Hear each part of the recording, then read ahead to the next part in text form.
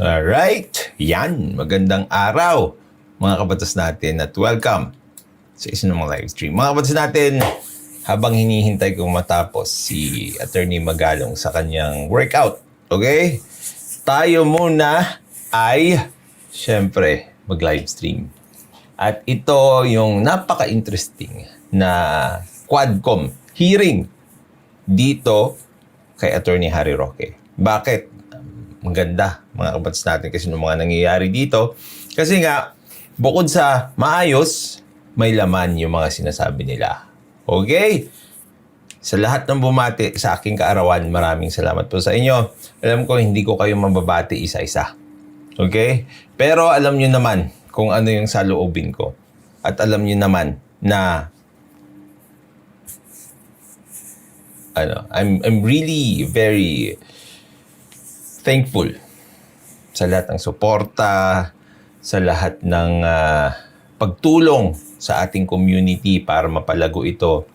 Sa lahat ng ginagawa nyo para at least may ibahagi natin dito sa batas natin, sa ating community, yung ating hangarin na iangat ang antas ng kaalaman ng mga tao sa batas, sa critical thinking, sa logic, sa philosophy.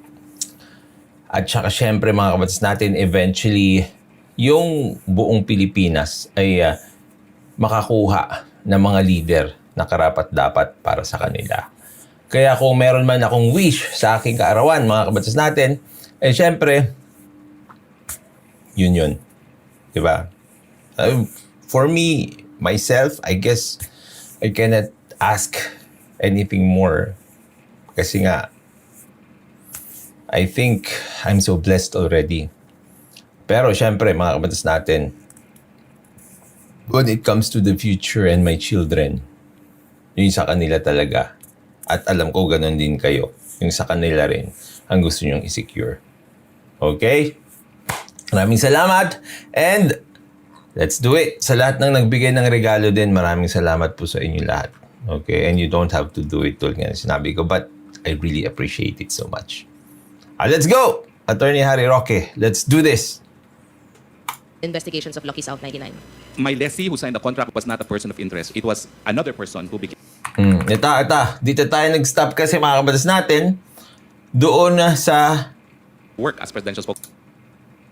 Doon sa pagtira ng isang person of interest sa Lucky South 99 dito kay Harry Roque.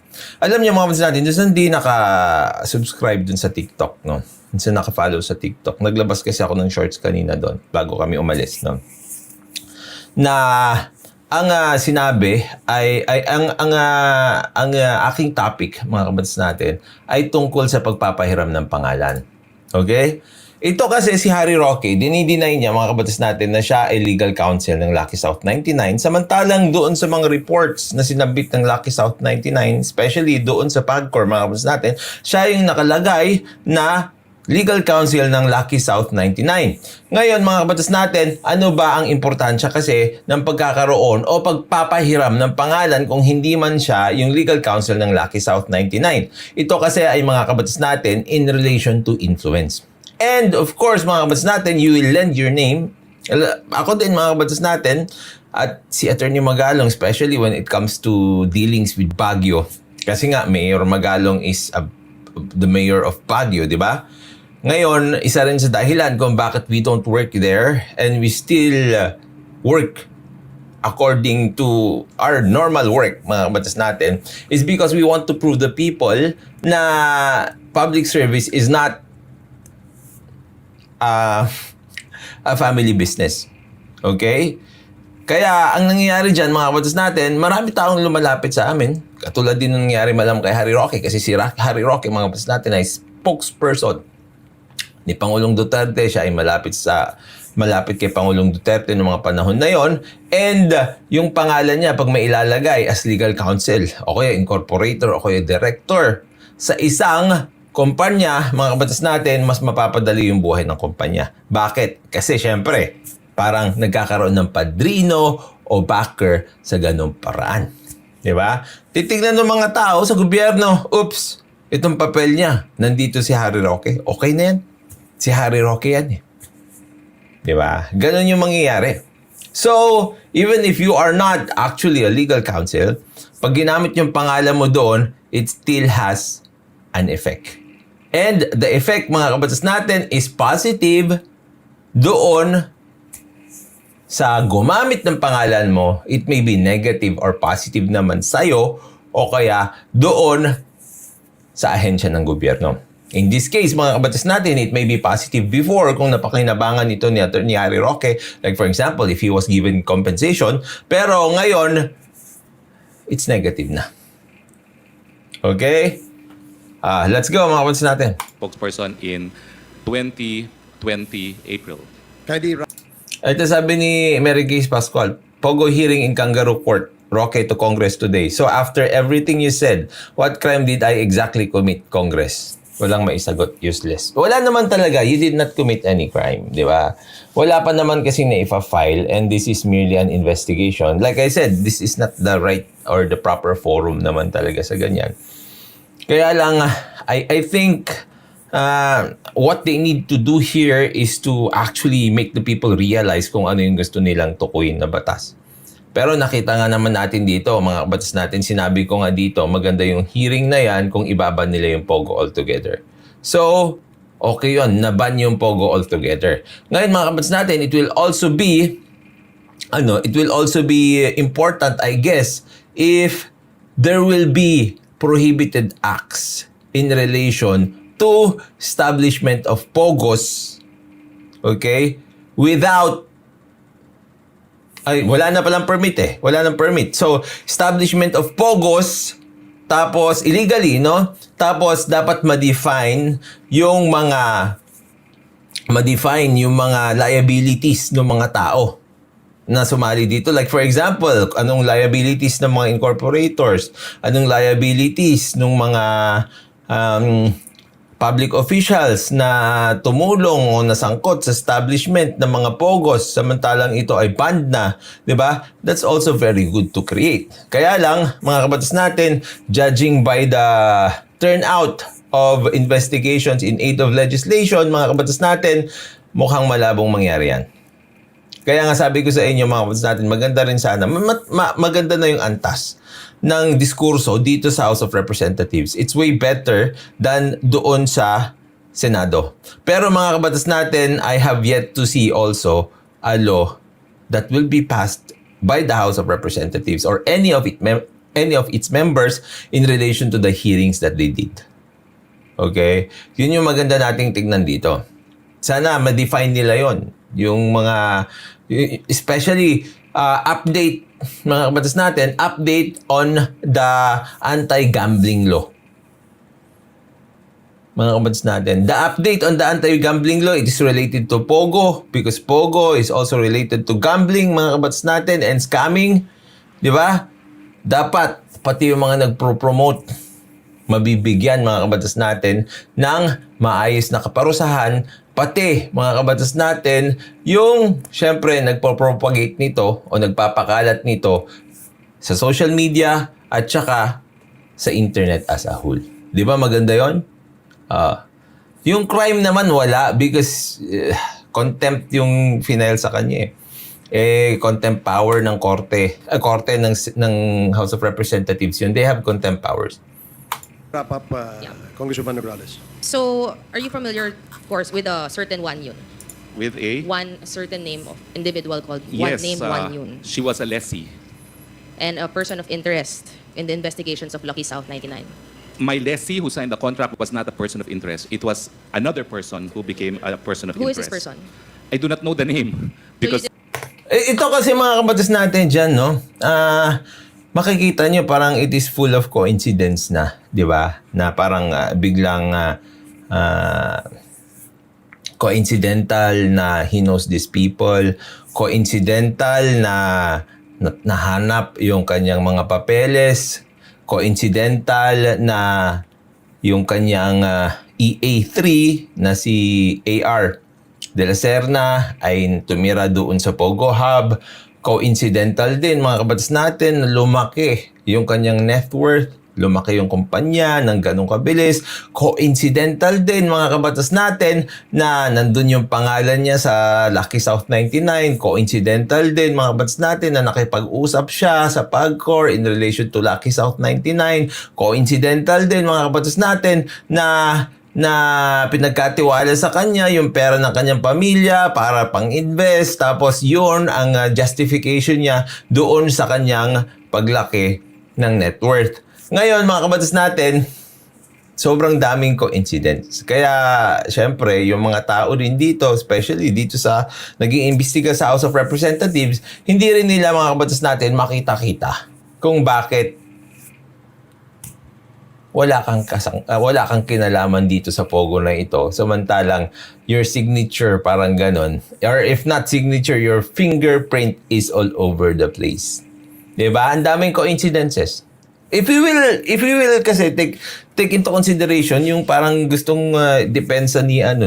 Harry Roque, wala akong alam diyan. Coincidental lang na nandiyan yung pangalan ko, naging nakasulat yung pangalan ko diyan, nandiyan yung executive assistant ko, 'di ba? Pero parang kumbaga sa crime scene ito, your fingerprint is all over the place. Kapag sa dokumento naman ito, your signature is all over the place. Kaya yun ang problema. 'Di ba? Let's go. Did not do you due diligence on the subleasing of your supposed lessee? I was not aware that that person was there. I did my due diligence. In fact, it was a very long time before we agreed. If you did your due to lease diligence, that house. why did you not find out who was leasing that certain property? Because I Okay, ito rin. Kasi tanong nila, is it a crime kapag nagpalis ka dyan sa isang person of interest? No naman. Hindi naman talaga crime. Pero ang problema kasi dito talaga, this is another coincidence. Na yung tao, na person of interest from Lucky South 99 din, na dinideny mo na you are like part of it. Ganun na naman. Meron ka na namang connection. Diba? But it's not a crime, of course. Even if you let a person who is guilty of a crime, kunwari tumakbo, pumuga, tapos hindi mo alam na pumuga yon, tapos nagrenta sa'yo, tapos nagparenta ka, walang krimen yun. Diba? Walang krimen yun. Let's go. only studied the person who wanted to lease it, and that was the person who signed So the you lease were not aware contract. that he was subleasing it to a certain Sun Liming. He was not. I was not aware. It was No. not allowed. But are you familiar with Sun Liming? Yan yung sinabi ko sa inyo, di ba? Hindi ko alam na sinablis o linis yan. Sinablis, hindi ko alam. But I told you. I predicted that already. No. Sun Liming, it's in the news naman. He is currently in the Interpol red notice. So he was the one, and he said that he is leasing this house there. And you were not aware at all? No, I was not, because my lessee was a different person. He was a lady who was a single lady, because we asked her to submit her ACR to prove that she was in compliance and she was not an illegal alien and that she had an NBI clearance as well. And in 2020, again, you were no longer a stockholder of PH2, and at the same period, no longer a stockholder of Biancham, correct? Yes, that is a result, Mr. Chair, of our reorganization arising from my wife's insistence that she did not want to be involved in any of my business undertakings anymore, because she could not stand the lies that was printed by a tabloid online. So in summary, Ito rin kasi ang problema dyan eh. Dapat nag-delve din sila dito. Tignan niyo. Tignan niyo. stockholder of PH2, and at the same period, no longer stockholder of Biancham, correct? Anong year ito? Compliance, and she was not an illegal alien and that she had an NBI Tignan niyo. clearance as well. And in 2020, again, you were no longer a stockholder 2020. Sino ang presidente dito? of PH2, and at the same period, no longer stockholder of Biancham, correct? Yes, that is a result, Mr. Chair, of our reorganization arising from my wife's insistence that she did not want to be involved in any of my business undertakings anymore, because she could Kasi yun din dapat yung parang nasita dito eh. You are a public servant, di ba? You've worked or you were working as a secretary with the government, actually as a spokesperson ng presidente. Ngayon, why do you have business undertakings? 'Di ba? Labag din yun doon sa sa ethical standards for public officers and public employees. Kasi nga, nakalaad doon, mga kabatas natin, na you should not have any interest in any private businesses or endeavors. If you have to divest them. Di ba? Pero dito, meron pa rin siya. Doon mo rin kasi makikita, mga kabatas natin, na parang alam niya rin kasi yung ginagawa niya kasi nagkaroon ng subsidiaries eh. Di ba? Nagkaroon ng subsidiaries. So, sa unang tingin, kapag you are transacting with the subsidiary, you will not directly see the name of Harry Roque. Pero if you look at the principals, no, you will see him. Could not stand the lies that was printed by a tabloid online. So in summary lang, Mr. Chair, I would just like to show a summary of maybe the ownerships that we've established today on Biancham Holdings and Trading. If we can show the last slide, please. So we have Biancham Holdings and Tradings that we've seen the connection with PH2 Lot 37, which Biancham owns 99.99%. Ito, kinoconnect dito ni Atty. Nograles. Si Atty. Roque dito. Kasi puro Biancham, makikita nyo dito, Biancham, di ba? Tapos meron siya dito, yung PH2. Sa kanya yung lot 37 sa Pinewood Holdings Incorporated. Tapos yung First Bataan Maribeles Holdings Corporation, meron din yung Biancham. May Pogo din doon. Tapos dito, yung person of interest at yung mga tao na involved sa Pogo, nandun din sila. So, alam nyo yun, parang your fingerprint is all over the place talaga.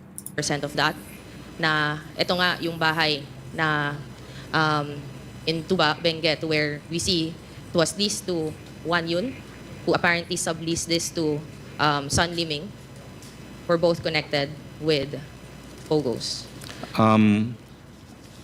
Yan, salamat sa lahat ng bumabati ng happy birthday. May We also have the connection with First Bataan Maribeles Holdings Corporation, which you said that there's this land nga in Maribeles, that even if you are saying BPO siya, BPO can... Sabi ni Sean Anz, I'm not sure actually if I heard it right during the Senate investigation, and sabi ni Roque, he do not own the property in Baguio kung saan may nahuling Chinese national. Tapos during Congress investigation, parang sinasabi niya he owned the property. Actually, tulad ng sinabi ko sa inyo, he admitted naman na he owned the property kasi parang nagkaroon ng negative pregnant dun sa admission niya. Kasi nga, sinabi niya na hindi sa kanya yung property pero he has interest in the property. Tapos yung interest niya in the property is in the concept of an owner din kasi owner siya ng corporation. So, actually, inamin niya rin. During that day, mga kabatas natin, doon sa araw doon sa Senado, it was parang his first appearance kasi. Di ba? Kaya sinubukan niya pa yatang i-completely detach yung sarili niya doon sa property, doon sa Tuba Benguet. Pero it was very unsuccessful because there was actually an admission. Di ba? Yung denial niya, tulad nga sinabi ko, negative pregnant. Na parang if you take it as a whole naman talaga siya pa rin yung may-ari. O kaya you can maybe say that it's just semantics. Hindi ko pagmamay-ari yan pero may interest ako, pero yung interest niya in the concept of an owner pa rin. Diba? Okay, let's go.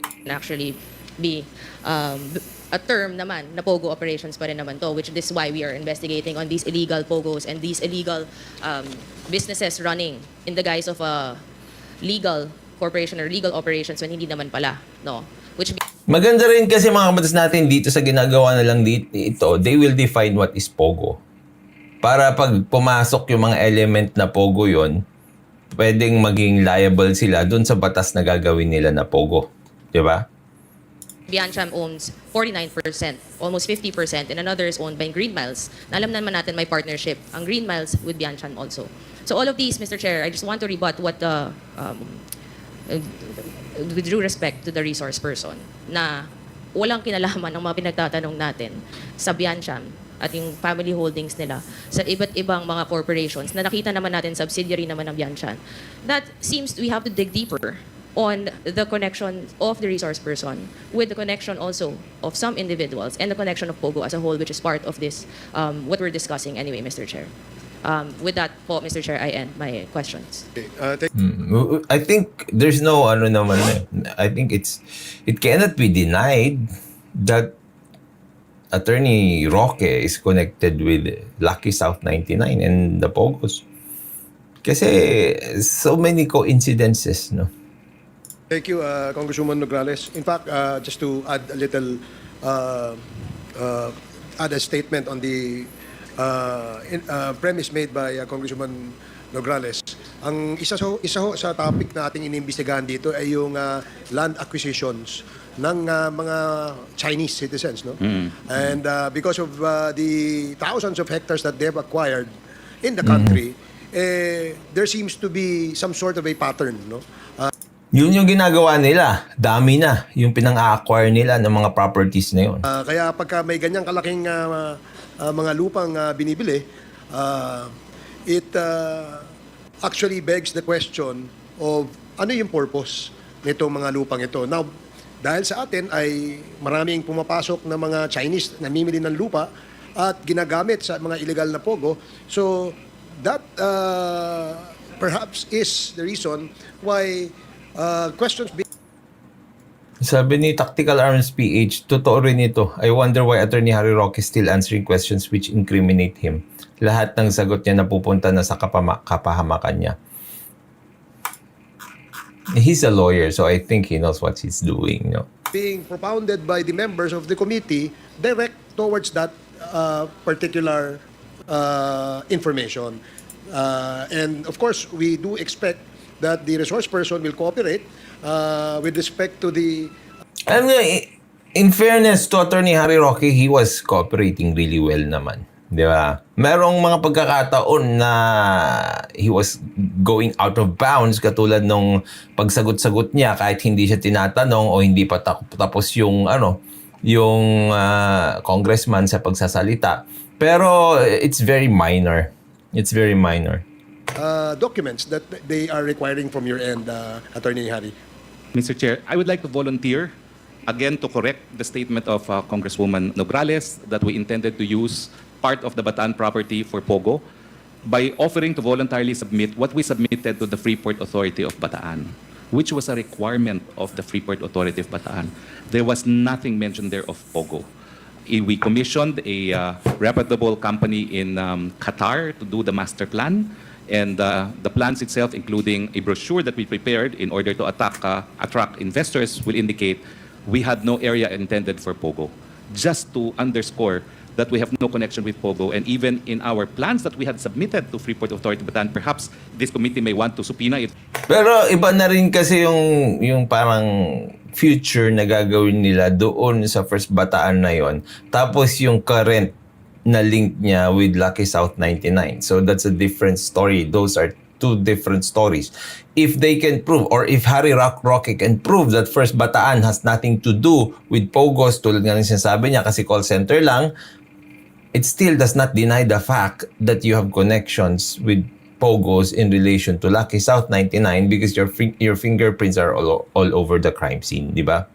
From the Freeport Authority of Bataan to make sure that it was in fact the feasibility study that we submitted will show that not a single inch of the property was intended for Pogo. Thank you, Mr. Chair. Thank you, Attorney Roque. The next to interpellate is Congressman Zia Alonto Adyong. You are recognized. Thank you very much, Mr. Chair. A'udhu billahi minash shaitanir rajim. Bismillahirrahmanirrahim. Alhamdulillahi rabbil alamin. Allahumma salli ala Muhammad wa ali Muhammad. Assalamualaikum warahmatullahi ta'ala wa barakatuh. Magandang hapon. Sabi ni James Pidlawan, kung ikaw ang nasa Congress, attorney, anong ma-formulate mo na batas with regards to this? Sinabi ko na nung umpisa. Panoorin mo na lang kanina. Po sa ating lahat. Mr. Chair, may I invite the attention of the former Secretary, Atty. Roque. I'd like to direct my questions to him. Thank Please you. proceed. Magandang hapon po, Secretary Roque. Good afternoon po. Just to move back a little bit, from the previous committee hearing that we had, and this is born out from the exchanges when I asked you about your participation in offering legal services to Whirlwind. Do you confirm now, Mr. Chair, that you represented Whirlwind in an ejectment case filed sometime in August of 2023? Yes, Mr. Chair, I confirm that. As in fact, I've submitted documents to the committee. Yes. And is this case now currently being heard in the Court of Appeals? A decision was rendered. We had filed a motion for reconsideration, which remains pending, Mr. Chair. Yes. And would you confirm, Mr. Chair, Attorney Roque, that the filing, this case was commenced through the filing of the petition for annulment of judgment with application for temporary restraining order and writ of preliminary injunction dated on August 29, 2023. Would you Ito, bilib ako sa kanila eh. Walang sapaw sa mga tanong nila eh. Di ba? Hindi inuulit eh. Pero pag nandito si Raffy Tulfo, sisingit yun agad. Makasingit lang ako, tapos siya na yung magte-take over sa hearing. confirm, Mr. Chair, Secretary Roque? Yes, Mr. Chair. Qualifying that earlier we had filed a motion for the Regional Trial Court of Angeles City to recall its writ of execution, Yeah. and that was filed second week of August. Okay. So, but notwithstanding that this already been filed before the Supreme Court, and I'm citing this particular case that I'm bringing out in the open, would you confirm, Mr. Secretary? Yes, the petition was filed. It was a petition for annulment, Okay. Mr. Chair. Also, we presume, Mr. Chair, that as a seasoned lawyer, such as yourself, Mr. Chair, that we presume that the petition must be verified, and also it is also inclusive of that petition, Mr. Chair, is a verification. The verification, Mr. Chair, is a statement, Mr. Chair, inclusive of that. Under oath regarding number one, the truthfulness of the filing, the truthfulness of the case, of the allegation of the pleading, and that the pleading was filed in good faith, and that the allegations are supported by evidence. Do you support this, Mr. Chair? That is a Yun yung verification niya, sinasabi nila dito, every time na magfa-file ka ng case, yung initiatory pleadings na dinatawag nila, especially, no? Ano yung mga initiatory pleadings? Ito yung mga mag-uumpisa ng isang kaso. So this is a civil case for annulment of judgment, mga kabatas natin, yung magfa-file ng kaso, yung plaintiff, dahil he will initiate a case, maglalagay siya ng verification doon. Yung verification, yun yung sinasabi niya. Yung verification, it is an under oath statement, sinasabi na ako yung nag-file ng kasong ito. Tapos lahat ng mga statements o allegations na ginawa ko dito ay totoo sa aking pagkakaalam. Tapos lahat ng mga allegations dito ay base sa mga dokumento na sa tingin ko ay tama at totoo. Parang ganon, di ba? Iba pa yan sa Certificate of Forum Shopping kasi yon sasabihin mo naman na wala kang final na kaso na iba na katulad nitong fina-file ko ngayon. Okay? So yun yung pinag-uusapan dito. Oh, let's go. requirement of the courts, Mr. Chair. Thank you. So the statement and the petition were sworn to before you, Mr. Chair? I'm sorry, Mr. Chair. So the petition, Mr. Chair, of the statements in this petition was sworn to, meaning The it has all the verification. necessary attachment, including the signatures, etc. Yes, Mr. Chair. Okay. So, Mr. Chair, did you affix your signature in this petition? As one of the lawyers that prepared the petition, yes, Mr. Chair. Okay. So you are also aware, Mr. Chair, Yung one of the lawyers, sabi niya kasi mga kabatas natin, if you will file the petition, the lawyer will be the one to actually sign there. Kasi it must be filed by a lawyer in behalf of the petitioners or the plaintiffs. that, well, I'm sure you're aware of this, that under the revised rules of court, the signature of an attorney constitutes a certification that the factual contention in the pleading have evidentiary support.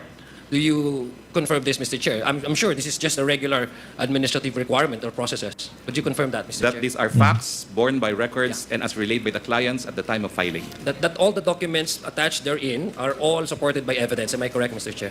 Well, not supported by evidence because the Verification. language, Mr. Chair, of the verification is not that it is all supported by documents, but the language, if I'm not mistaken, Based is on. that I am the person who is authorized to file, has authority to file, and that it was not intended to, that he is not guilty of forum shopping, and that the contents thereof Iba are true yun, and ah. correct of their own personal knowledge. Yeah. So that would also include, of course, some Yun yung luma, pinaghalo. Yung mas bago yung sinasite nitong si Representative, anong pangalan nito? Adyong.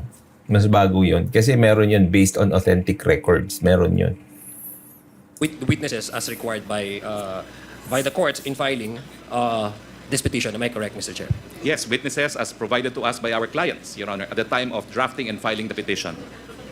So, Mr. Chair, may I ask, Mr. Chair, when you filed this petition, was Cassandra Ong as a witness, Mr. Chair?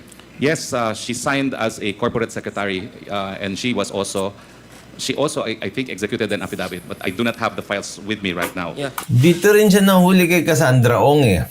Kasi yung kinukwento niya noon, sinasabi niya na I am not, di ba? I am not a lawyer in behalf of Lucky South 99. I am a lawyer in behalf of Cassandra Ong. Di ba? I am not a lawyer for, ganun pala, for Lucky South 99. I am a lawyer for Cassandra Ong. Pero Cassandra Ong is in behalf of Lucky South 99. So, ibig sabihin, abogado ka rin ng Lucky South 99. But she was, at this point in time, in 2023, she was, I guess, already part of Whirlwind Company. Am I correct? Yes, she signed as corporate secretary of Whirlwind. Let me just refer to the documents that I have here in my possession, Mr. Chair. This is based on the sublease agreement entered into with Whirlwind Company and Sabi ni Jules TV, our laws prescribe an alien to own lands in the Philippines, yet these Chinese can still acquire lands in the Philippines. Why? How? Now, they are doing it indirectly. No? They still cannot own lands. Kaya lang nagkakaroon sila ng mga dummies. O kung totoo yung allegation nila kay Alice Guo, they changed their nationality to Filipino and they acquire land. South 99. The date is very important, Mr. Chair, because at this point in time, under the sublease agreement, which was signed on January 5, 2021, and this is 2 years before the filing of that petition, Cassandra Ong is already now part of Whirlwind Company, previously from the Lucky South 99. So you confirm, Mr. Chair, that Cassandra Ong is also one of the witnesses whose signatures are fixed in the petition? I am not aware, as of time of filing of the petition, of the contents of the sublease agreement between Whirlwind and Lucky South because it was not material to the ejectment case. No, I'm asking, Mr. Chair, I'm just citing you the date because at this point in time, when you filed the petition, Cassie Ong, which whose signatures are fixed in the petition, was already part of the Whirlwind Company and previously was part of the Lucky South 99. Now, I do not need your confirmation in this because I have my documents here. I want you to ask a question. Very simple lang po, Mr. Secretary, because I know you're one of the attorneys and, due diligence, I'm really, I would really believe... Ini-establish na lang naman dito yung identity ni Cassandra Ong. Tapos yung mga dates. 'Di ba? Kung kailan yun. Final ito. Kasi nga, parang ini-establish niya na alam mo na itong si Cassandra Ong ay Lucky South 99 at Whirlwind. Parang ganon. If that you really done your homework and you really gone through all these details, Mr. Chair. So, you confirm that Cassie Ong was one of the witnesses in the filing of this petition? She signed and verified the petition as corporate secretary of Whirlwind. Yeah. Yes, okay. we confirm that. We're on the same length. This is the Yes. same Cassie Ong, Mr. Chair, that is now being detained by the Indonesian immigration, Mr. Chair, a couple of days ago, fled the country with the former mayor, Bambam Mayor, Alice Guo, Mr. Chair, whose investigation by the Senate is also ongoing. So this is the same Cassie Ong, Cassandra Ong we're talking here, Mr. Chair. Yes. No, not That's just. it. Yes, That was not a question. I'm Okay. sorry, Mr. Secretary. That was just an information that I wanted to share to the public. Now, also in the same petition, you also have Miss Ronaldine Baterna as witness. Am I correct? I do not recall Ito kasi, tulad ng sinabi ko, inaano na nila, na nililink nila yung kanyang association doon sa mga tao o doon sa mga persons of interest sa Pogo. Kasi sinasabi niya nga kasi na parang wala ako dyan. Di ba? who the witnesses were included, no? But all the witnesses had to execute affidavits. But the truth of the matter is I was not personally the one who drafted the petition. I read the petition, I signed it, I was responsible for the theory, but I'm not aware of all the evidence that were appended to it. I did not take any statement from any witness, and I signed the pleading after it was prepared, and after it had been verified by the not plaintiff, but by the petitioner. Well, so that's so unfortunate, Mr. Chair, because earlier I was asking you about just the administrative processes of filing a cases, and you have even enlightened me that there must be truthfulness in the Yes. petition, that everything it's been filed in good faith, and it also be supported by, according to you, not the word is not really evidence, but the regular. You have the witnesses and the lawyers. I'm confused, Mr. Secretary, because you didn't know that Ronaldine Baterna, who at this point in time is now the corporate secretary of Lucky South 99, also is one of your witnesses that you yourself have filed and signed part of the petition, Mr. Chair. So, nandito po siya. Kaya nga po nagtataka, bakit hindi niyo po alam? Hindi ko- Yes, please. I do not know what other titles she had. But as a lawyer, We prepared the affidavit for the witnesses. They affirmed their affiliation, and if they lied under oath, that is their lookout. Yeah, It is not. Pero totoo naman, if they lied under oath, pero hindi naman kasi yung contents ng petition yung sinasabi niya, yung parang ginawa mo ng witness, tapos kilala mo na sila, parang ganun. The responsibility of the lawyer to make sure that everything that the witness says in a sworn statement is the truth, because we So tama yung sinabi ni Atty. Harry Roque dyan. Pag nagsinungaling sila, sila yung magiging liable for perjury. only warn them you could be persecuted for perjury if you include a falsity.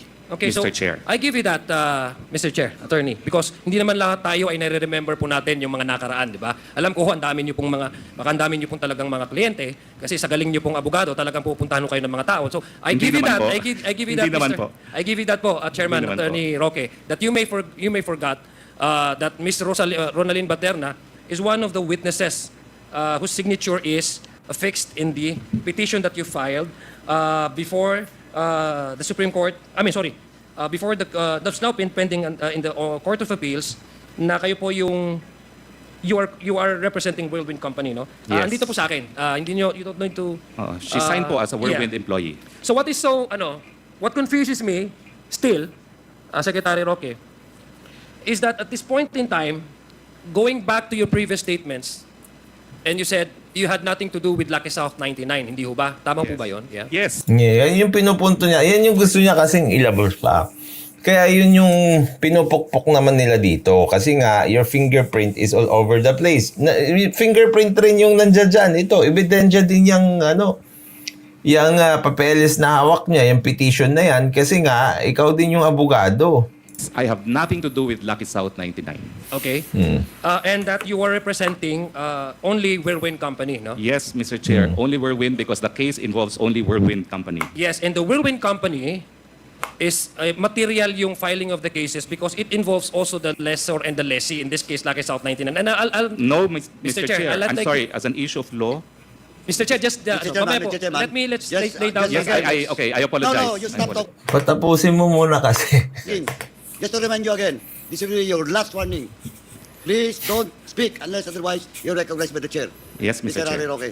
What is confusing? And may I also remind our resource persons to please, when you reply to a question propounded by a member of the committee, please address the chair. Thank Yes, you. thank you. So what is confusing to me, Mr. Chair, up to this point, is that Ms. Ronalyn Baterna is, according to the petition, is an employee of the petitioner and an executive assistant of Catherine Cassandra L. Ong.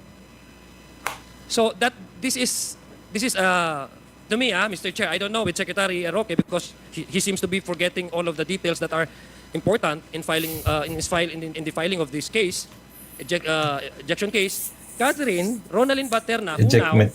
this is 2023, is now the part of Lucky South 99, also signed as a witness as an executive assistant of Miss Catherine Ong, which, if we follow the sublist date signed between Lucky South 99 and Whirlwind Company, si Miss Cassandra Ong is nasa Whirlwind Company na. So bakit ang tanong ko, ang ordinaryo na tao, maganda ho dahil hindi ako abogado, Atty. Roque, kanina nakikinig po ako sa mga tanong ni Congresswoman Louise at Congressman Nograles. Medyo nawawala din ho ako. Buti na lang, hindi ako abogado. But I just Dapat nga abogado ka para maintindihan mo, di ba? like to find out that why on earth you keep on insisting that you have nothing to do with Lucky South 99 when one of your witnesses is in fact, according to this record, truthfulness sinabi according to the rules of court, is the executive assistant of Cassandra L. Ong. Yun lang po hindi ko maintindihan, no? Mr. Secretary. Now, it proves to say, and I don't know if you still could maintain your position that you have nothing to do with Lucky South 99. I'll give you that, no? I'll give you that. But the point that we want to arrive at, Mr. Chair, is that unang-una, Lucky South 99 and Whirlwind Company, as provided to us by several documents, the sublease, this petition, Dapat mas maraming tanong eh. Masyadong maraming explanation itong si Representative Adjong. Medyo paulit-ulit, no? it only arrives into a conclusion which is very simple. Though they may be different entities, but they're run by the same people. We cannot deny and we cannot assail these documents, Mr. Chair. you know, the only way for us to move forward and move out from this labyrinth of lies and this cobweb of deception is to go back to the documents that we are in possession, Mr. Chair. So again, let me ask po, did you, Mr. Chair, did you know that Miss Catherine Ong, Ronelyn Baterna, who poses as part of the Lucky South 99, affixed her signature in the petition, claiming to be the executive assistant of Cassandra Ong, who is at this point in time is a member, is already now part with Whirlwind Company, which you represent. What I know, Mr. Chair, is that this person who executed this affidavit claimed to be an employee of Whirlwind. And I had no indications to doubt her statement that she was an employee of Whirlwind because at this point, the case was involving Cruz and Whirlwind and did not involve at all Lucky South. So I had no reason to inquire into Lucky South because Lucky South was not a party to the ejectment case. Mr. Chair, I'll take your explanation as it is, no? But the reason Yun nga, kasi fingerprints na why naman. I'm bringing this up, Mr. Chair, because you've been filing cases before the Supreme Court. Anyway, mga batas natin, mahaba na masyado ito. Lipat tayo sa kabila. Okay, 4 naman yung live streams natin. Maraming salamat po sa inyo. At syempre, tuloy lagi sinasabi, matulog po tayo na may himbing. Dahil alam natin na natutulog ang may himbing, siya yung laging panalo. Paalam, pansamantala.